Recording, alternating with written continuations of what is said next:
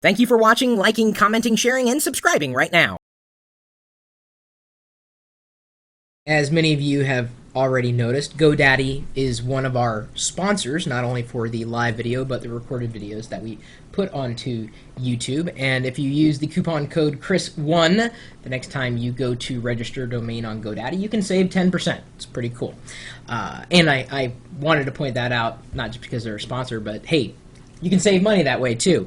We had an email come in from Jeremy, and he writes, "Really enjoy the show," if you refer to it as a show, and I really kind of do and don't at the same time. "I'm learning something new every time I check it out. I have a question regarding domain names. I've noticed a lot of great domain names aren't taken. If I buy one of these domain names, a .com, from GoDaddy, for example, do I really own them? I'm not at all talking about a hosting service. I'm simply talking about the $9 a year domain name. If all I do is register said domain name, do I own it? Will it be in my name, etc.? And theoretically, once I've registered it, could I sell it, and how? I assumed you might have some experience in this area. I appreciate any information you can impart on me. Again, love the show." Well, and this was not a planted question, just so you know. Jeremy is a real person, and hopefully he will follow up to this particular video posting to prove the fact that he was real, asking a question legitimately.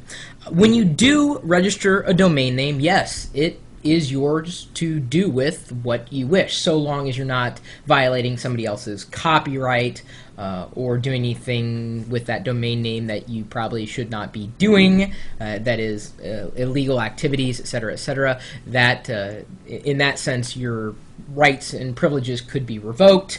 But assuming you're just registering a general domain name and using it for whatever normal reason you want to use it for, yeah, it's yours. It goes into whatever name you choose to put on the domain record. In fact, we've talked before about making some of that information private, quite possibly. It is yours to keep. I mean, it's an ethereal thing, and there's nothing physical you're ever going to own. However, in owning that domain name, something.com, something.net, something.org, something.us, whatever, that's the domain name, then you can sell it if you want using a domain brokering service, quite possibly.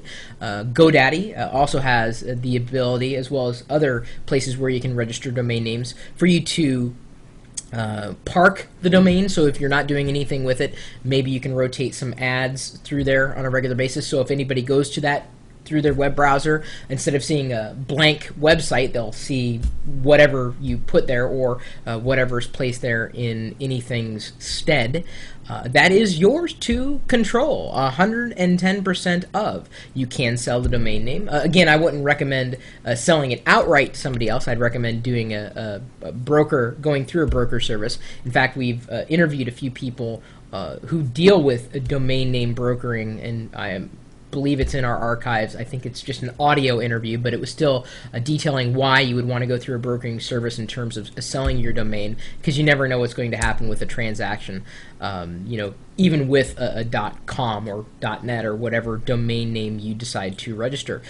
When you don't want it anymore, you can let your registration lapse, and it would just basically go out into the pool of domain names that are available for anybody, if, again, you do not re-register that particular domain name. One thing you got to watch out for, there may be some junk mail, not junk email, but actually real physical junk mail that could come saying, "Hey, do you want to renew your domain name with our service?"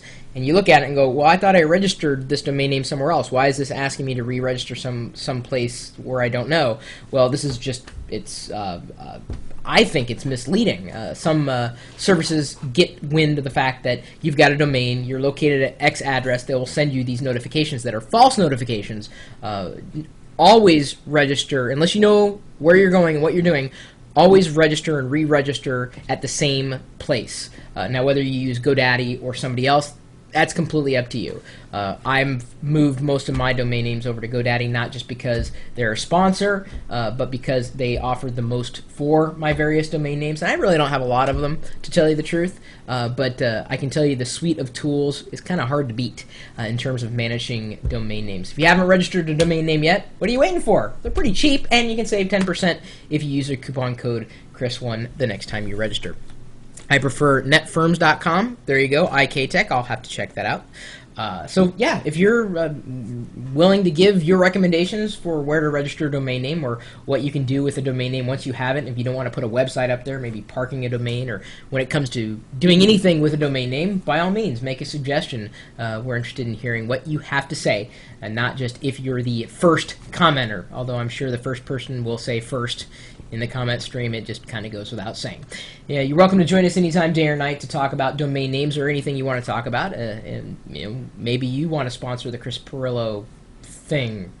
It's not really a show, but it is. But it's not. We just do videos and have fun through one website and one website only, and that's live.pirillo.com. We'll see you later.